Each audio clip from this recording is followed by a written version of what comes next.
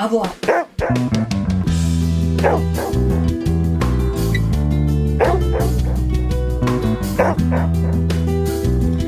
Okay, welcome back to another episode of FitPet Boston Talks. My name is Leah Lodato, and I am the host of the show. Today, I am joined by my spouse, Laurie. Hello.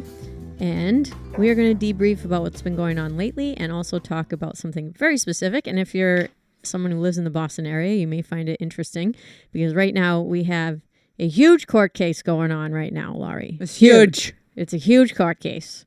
We're all in court all day, listening to the Karen Reed trial. All day, every day. Staying entertained. And we're going to talk about a specific element of that case and give you our perspectives and opinions, or lack of an opinion in my case. But before we get started doing that, I just wanted to say thank you for tuning into the show. It really does mean the world to us that you have chosen to spend your time listening to us go on and on about dogs. If you're brand new to the podcast, I have historically sat down with local Boston area dog handling professionals, and we have chatted about our lives, dogs, and careers. We have had a variety of different guests on over the years. It's been really fun to sit down and talk to people that I don't know very well, but whom do amazing work and have incredible experiences, and they share their stories so eloquently. It's been a really fun experience. When I'm not doing that, Laurie and I sit down and do deep dives on specific dog training and handling topics. And today is one of those days. You're welcome. So here we are. If you would be so kind, please feel free to like, subscribe, and share the podcast with your friends. If you leave a comment on YouTube, that also really helps the algorithm. And it takes absolutely no time to leave a 5-star review on Spotify. You literally look down at your phone, you hit Tippy the 5 tap. stars, you're done. So if you enjoy what you're listening to, leave us a 5-star rating and review. We try to get these episodes out as frequently as we can. This is not something I do all the time. So when we have something to say, we'll talk about it. And if not, there might be a little bit of time in between. But that's what's up. Imagine if they private message you and they on Instagram and they say, we've had enough of Laurie. We've had enough. I think that they would probably say we've had enough of you. Meaning me. No. I definitely think they'd be like, I don't know, it's not as serious as I wish it to be. Yeah, we're not super serious. If you're somebody that is super into training and you want to hear a lot about dog training specifically, I'm not going to call them friends because I don't know these ladies well enough to call them friends, but 2 women that are high-level AKC obedience competitors have started a brand new podcast called Canine Connections with Laurie and Petra. You should check out that podcast if you're like a huge nerd and you want to hear about training all the time. That is a really good show. I just wanted to give them a quick shout out. But if you want to hear people talk in normal conversation about things that aren't really related to dogs all the time, that would be us. That's more of what we do. We go through the emotional roller coaster we that do, a if dog you will. can present. Yes, You know? from the human's perspective. Yes, from a normal person. Semi-normal people. Yeah. Okay, so topic of the day. Are those dog bites is the big question in the Karen Reed trial. And if you don't know anything about this trial, I will summarize it in a few minutes. Do you think I can do that? With how much you're in court, yes, I would say I'm not so. in court a lot. I don't actually listen during the day. My thing is by 4:30, I am looking for YouTube, The Lawyer You Know. And I watch his recaps every single day. I've kind of stopped listening to it live because It's too much. it's friggin' boring. Ugh. I know, I could never be a juror. And I can't be so angry when I'm doing my job all day. If I have like one earbud in and I'm listening to that prosecutor be mean to old ladies and stuff. Oh my God. Just kills me. Are you having memory problems? I was like, how dare you? She's a beautiful woman. Beautiful. Look what you've done. Asshole. God. She's a genius. And she says they're dog bites. Jerk face. Objection, Your Honor. Sustained. How long is this going to be? When's lunch coming? I don't need all the pomp and circumstance. I love the new lady speaking into the toilet plunger. She friggin' rocks my world. She literally took the plunger off her face and she's like, ugh. She threw her head back. And then she sniffed her armpits on one of the, did you see that?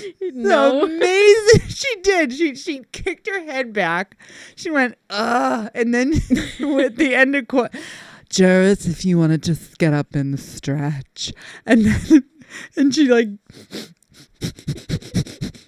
on her pit. Of course she stank. She was sitting there yabbering into a freaking scuba mask. Yes. The courtroom must be 150 degrees. Can we turn the fans off, please? Can you move the mic closer to your face? Just if you could speak up. Well, the fans are really loud. Well, okay. So court's canceled because of the heat wave. Get the toilet plunger out. Laurie, what? You're imitating a judge of the court of law. Be respectful. Sustain. Anyway, you can tell that we've been invested time-wise in listening to this trial, right? So there's a trial, and what happened was there was a couple, John O'Keefe and Karen Reed. They went out drinking with their friends.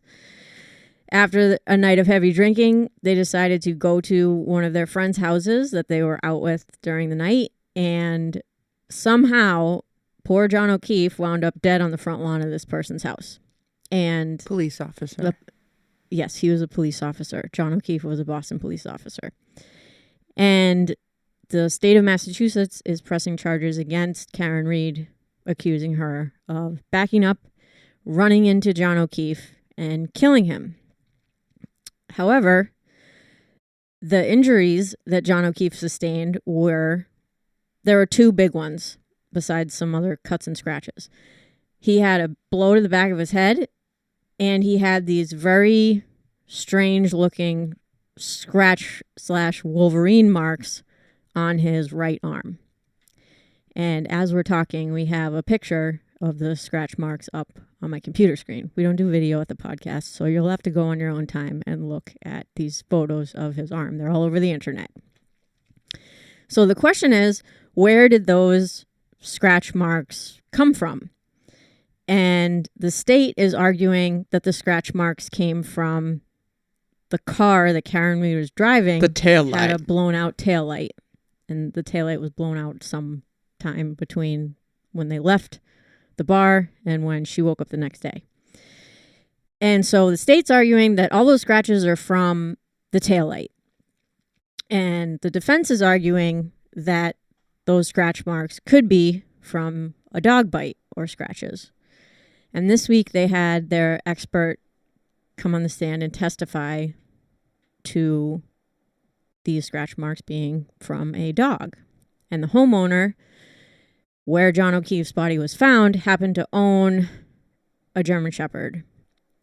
So the question is, as people who work with dogs, we've seen dog bites. I've had a dog bite that was significant. We've seen pictures of dog bites. Do we think that these scratches are from a dog, just from our anecdotal experience working and handling dogs? But the whole thing of it is if they are bite marks, it means John O'Keefe entered the house. Yeah. And if he entered the house, chances are a whole bunch of business went down and maybe an altercation, if you will. And she wasn't responsible.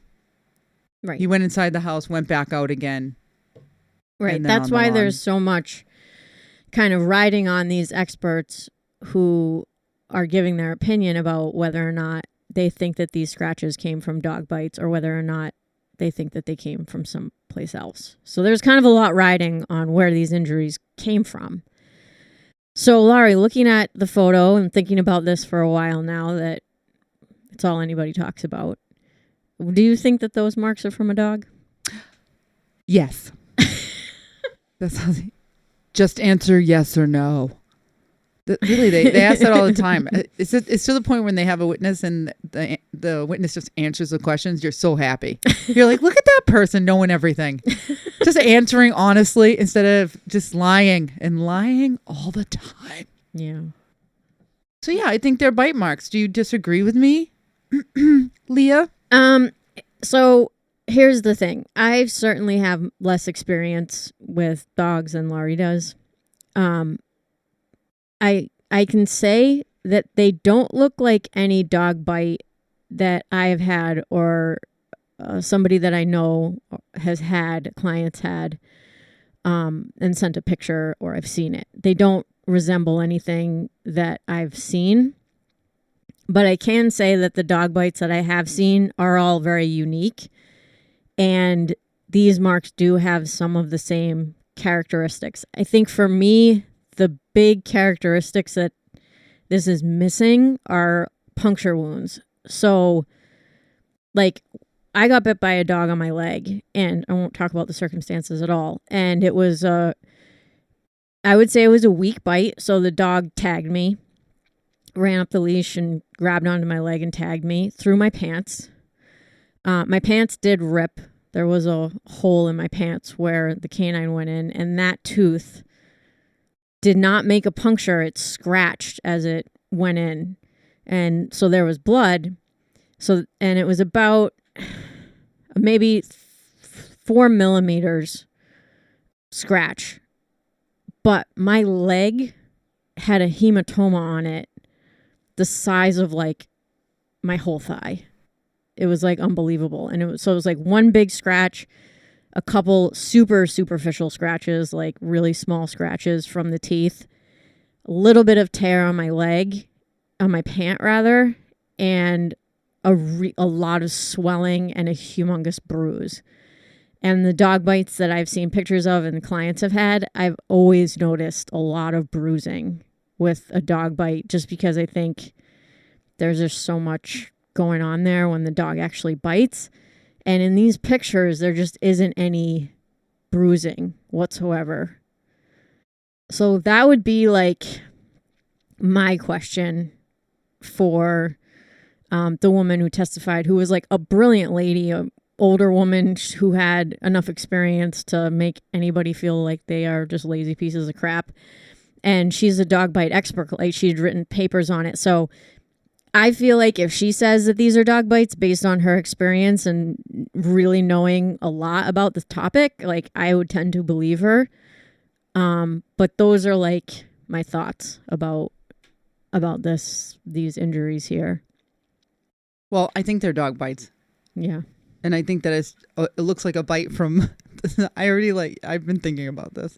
I just think it's a bite from an insecure dog because there's so many scratches, and I think he tried to pull away a couple times. Yeah.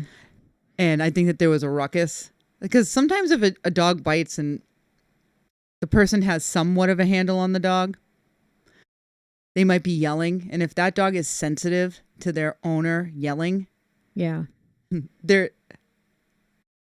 they may stop, but not before they make a little bit of something. Mm-hmm. But it just wasn't a full bite. It was just a dog who kept hitting the guy with these insecure, not full grips, and that was that. Yeah. And then of course I go to, this guy was an officer. He was taking care of this dog. Of course, he had a shepherd. If he's an officer, I bet he did bite work with the dog.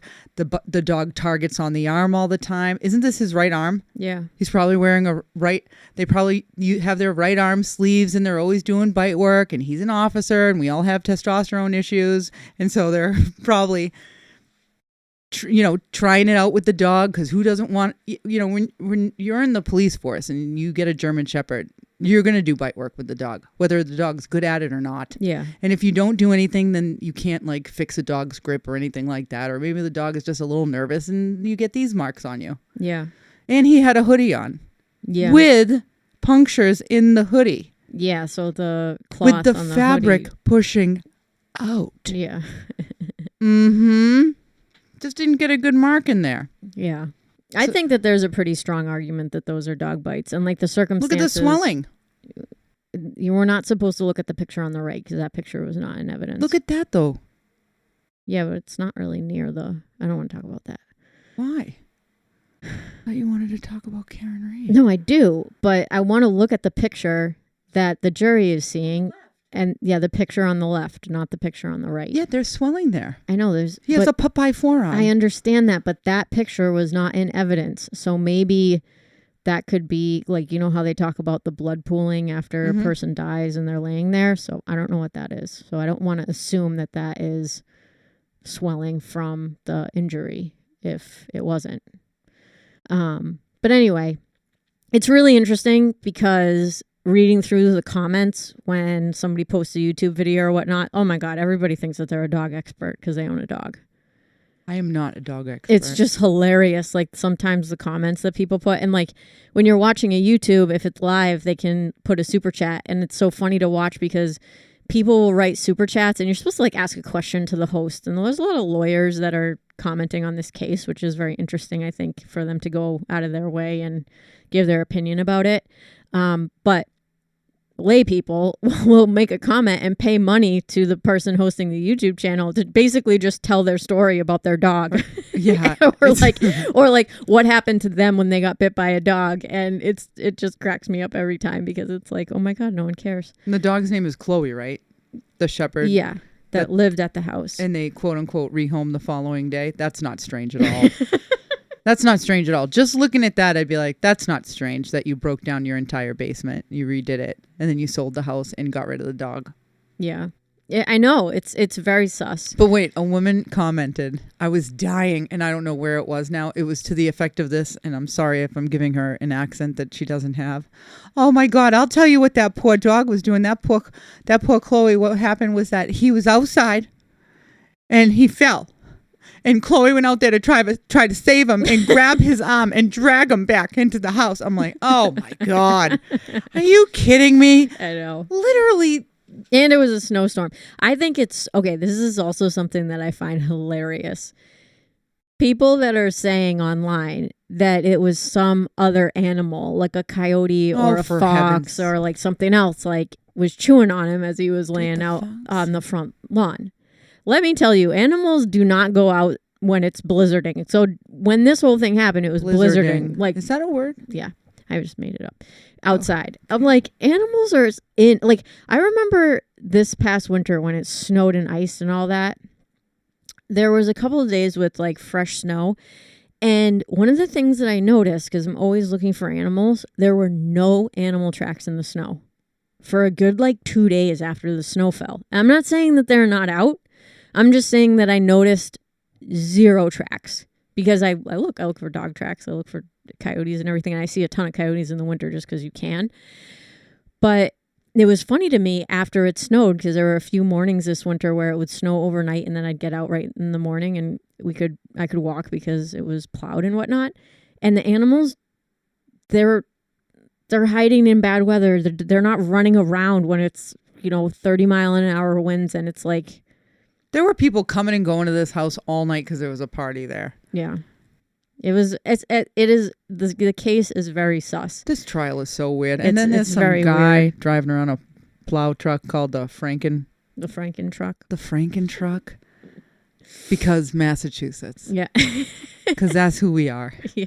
This is such a debacle. It is a debacle. And it's sad too because I think online people have become so invested with, like, I'm invested because it's like entertainment for me and I really enjoy listening to this guy, the lawyer, at the end of each day. I think that he is completely brilliant. And as somebody who talks into a microphone and tries to make sense, the level of talent that he has to podcast and think in real time and give his opinion and be so articulate and sincere and never speaks.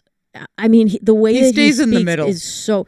It's not just that he stays in the middle, though. The way that he's able to formulate ideas and then communicate them and the speed at which that he can do it.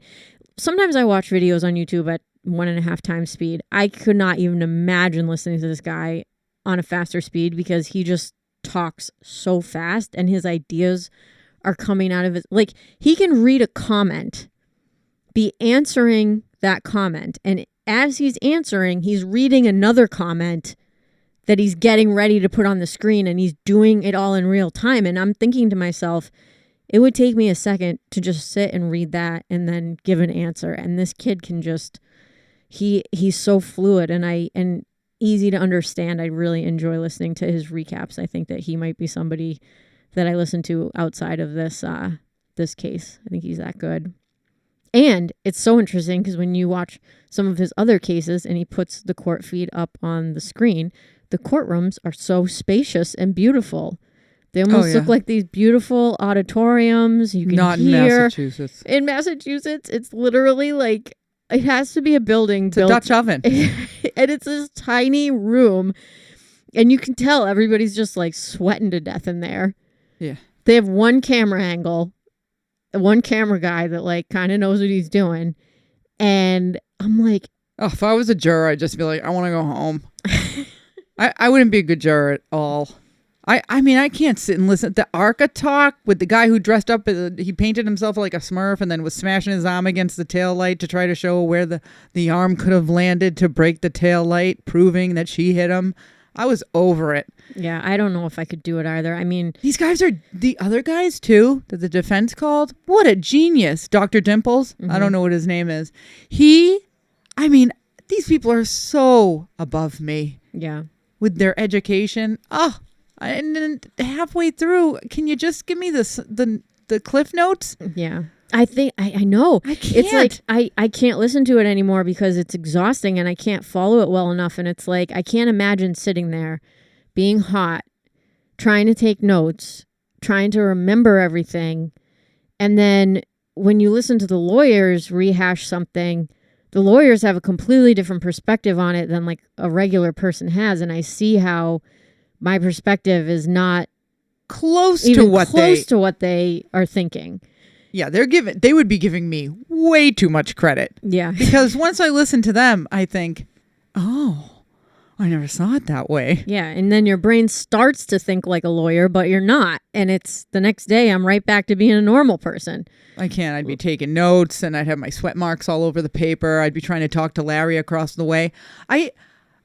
Why can't you talk to the jurors? You're going to be all hanging out in the room later on trying to figure it out. Yeah. Why can't you talk to them at lunch? You can't. It's very much against the rules. Is lunch here? is lunch here? We're going to have a break now. Okay, jurors, we're going to take a lunch. Yep. Don't talk to one another.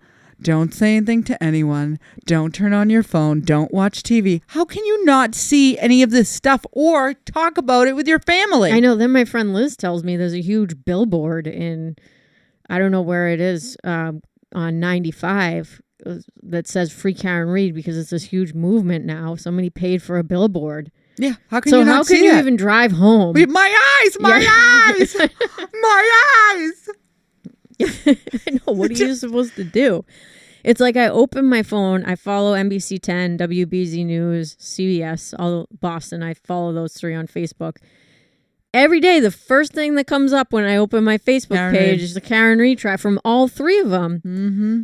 And it's not just me because when if you watch the news, it's there every day. I mean, I don't know how you would be a juror and not be somehow exposed to any of this, and then to have to like it's on Netflix, but then to have to like suppress your curiosity. Oh my God, I would never. I couldn't. Never. If I'm curious about something, I'm Googling it like immediately. I would just tell them if they ever do you want to be if they thought I was a nice person, oh, you want to be, I cannot be a juror. I would look at everything. I would be shaking my leg the whole time because I can't sit still. And I would definitely be talking to my pal across the way. Mm-hmm. And how could I not make any comments when there's somebody up there? I know. Like when he was picking on that woman. And I was like, you're an ass. I object. Objection. Oh, I would. They'd be like, Jara, you need to sit down. You're excused. Oh, yeah. I mean, I could never my facial expressions would just be disastrous. Well, that was one day she had to instruct them not to make facial expressions, I guess, because they were. I don't know if I could do it. And I was watching one of those scientists testify, and the prosecutor was really going after him. He was looking straight at the guy. His lips didn't move. His nose didn't move. He would just look straight at him as he was asking the question. Oh, yeah. And then just open his mouth and start talking when he answered. I couldn't do that. If somebody was asking me a bogus question, my face would just be like, yeah, no. Oh, I'd be like, you suck. I would. I'm out of here. Remember there was one police officer they called to the stand. He's like, it was a hot mic. And he's like, I want to die. Like he had said that into the mic, just kill me. Something along those lines, because he did not want, he just couldn't stand being on the stand anymore. And then it always comes down to, how's your memory? I mean, every time they're like, somebody will say exactly what they saw. How's your memory? And then by the end, the person's like, you know what? I don't remember shit. I don't remember anything that I saw. And I would tell them, I can't remember what happened yesterday. You think 2 years ago? Is it 2? Yeah. You think you're going to get me to remember something 2 years ago? No. That night, if something was going down, I'd be like, let me go get my pad of paper and take some notes. Yeah. This looks like it's going to be a shit show. Well, let me take some notes. I think the idea is you remember memorable things that are out of the ordinary. So like if we were remembering absolutely everything about our day when our days basically consist of very similar material, yeah, we're not going to remember that type of thing. But if you happen to notice a guy dead on the front lawn, I think that you'd note the time. I think that you would note the time. You'd remember that. Yeah. So I don't know. Yeah. I do not envy anybody involved with this mess, but it is very interesting and entertaining for the rest of us. Nothing good happens after midnight. No, everybody should just go home. You have to go home. Go home and drink. Go home. Go home and drink. Go home. And hide your keys before you drink, because then you'll forget where they are and you won't go driving around town. Yep. Totally. I know that is like the most unfortunate thing I think about the whole thing is that I think if anybody involved had been sober, none of this would have happened. None of this would have happened. And it's like, I get it. Like, people go out and have fun. No, because they would have gone home. But it's like, why didn't you just go home? It was 12:30 already. Why didn't we Netflix and chill? And you're all middle-aged and it's storming outside. And there's a blizzard. Yeah, I know. Gotta go lay down. You're old. I know. It's true. It's sad, but it's true. I am fascinated by the experts, though. Man, do I love listening to them and how smart they are and how they answer every question. And some of them, when they were getting cross-examined, it was no big thing. They're like, absolutely, this is what I saw. I'm fabulous. Yeah, they didn't get flustered. Nope. They were like, take that, Brennan. I know. I don't think I could keep my emotions in check. It's just such a tough thing. And it's such a weird environment, when to talk to somebody knowing they want you to answer in a certain way and the person who's asking the questions already knows the answer to the questions, that totally defeats the purpose of a question. If I ask somebody a question, it's because I want to know the answer because I don't know it already. And in this scenario, the person asking the questions thinks they know the answer to the question. So immediately it's just this totally superficial environment to try to communicate with somebody in. And I mean, I've never had to do it before, but it does not seem easy. I'm not smart enough to be a lawyer. No. But if something goes down, guys, you better write it down. Your own little personal notes. And sometimes, Brendan, they'll say this is what happened, and it's not. It's a lie. It's not in there. What do they say? Can I look at my whatever? Read the report. They're like, can I look at the report? And he starts to mention things that aren't in the report to try to trick the person. Oh, I didn't realize that. That's not good. I know. Yeah. But talk of the town. They're thinking it'll wind down this week. We might be heading into closing arguments. Oh, I'll be watching that fan. The only fan. Hear ye, hear ye. Hear ye, hear ye. God save the Commonwealth of Massachusetts. Yeah. We need that. Imagine if they called me and they're like, what do you think? I think it's a dog bite. Brennan starts giving me trouble. I'm like, listen, buddy. Well, Laurie. I said what I said. So I think the prosecution is supposed to have a behaviorist on for a rebuttal witness for the expert that testified for the defense that this was a dog bite. What? Yeah. So the prosecution can come in and have rebuttal witnesses for the defense's expert testimony. And supposedly the person coming in to rebut the old lady that we like so much, not old lady, I'm so sorry. the older woman that has more experience than I will ever have and is just amazing. Dog bite expert. The prosecution has somebody coming in to rebut her testimony. No. So, and that person is a dog behaviorist. Oh, we all know how we feel about behaviorists. I think you might be able to fit a cookie in his hand. So, I've been to a few behaviorists. Not for myself. Actually, a few for myself and some for dogs. Mm-hmm. It was a lot. Yeah. We're not going to get into that right now. No, we're not going to get into it. Okay. Anyway, so feel free to let us know what you think these injuries came from. I'm curious if you're a dog owner or dog lover or neither. If you just like to hear us talk, what do you think about these injuries? I think they're very sus, and I think that they very well could be from a dog. But again, it's weird to me that there's no bruising or swelling really, because those are things that I've always noticed. Oh, he was on ice. Yeah, he was on ice. He was outside in the cold. So who knows? Who knows why those things don't exist? But at any rate, hopefully they figure out exactly what happened, which they probably won't. But we'll know by next time we have a podcast. Yeah, we'll know by next time we have a podcast if this woman is free or not. But it is a thrilling ride.